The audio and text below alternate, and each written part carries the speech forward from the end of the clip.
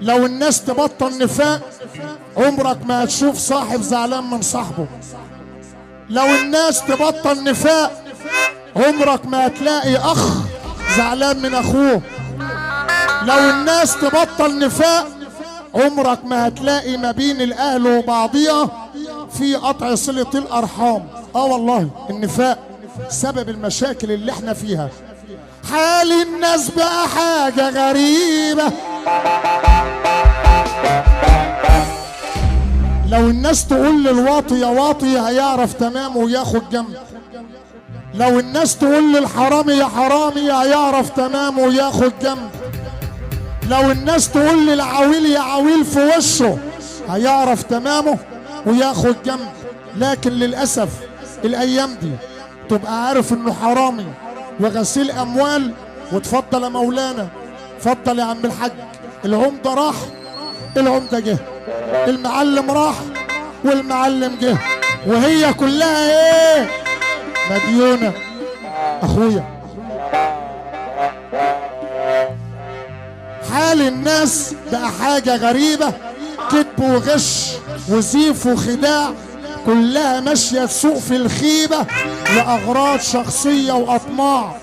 تعاشر مين دي خلق لئيمة وبيعة، بتعتبرك مجرد سلعة وبضاعة، تفرط فيك بسهولة علشان قرشين، ده عالم بعيوبة وبياعة.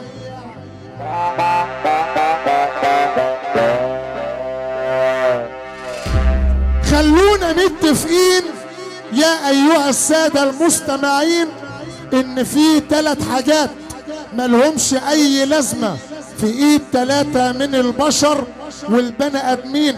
1، الفلوس في إيد البخيل والجعان ما تلزش. 2، السلاح في إيد العويل ما يسدش. 3، كلمة الحق مع المنافق والمبخراتي ما تحلش.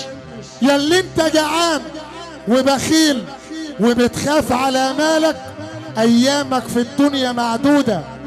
المال هيبقى في الاخر للورثة، لكن انت لحمك للدودة. والواطي مهما كتر معاه المال عمرنا ما هنقول عليه ده راجل ولا نحسبه من ضمن الرجال. العويل مهما كتر ماله هتفضل برضه ولاده الاصول اسياده. 2، السلاح في ايد العويل ما يسدش، لكن احنا بنقول هدوء القناص يتبعه ضحية حتى لو كانت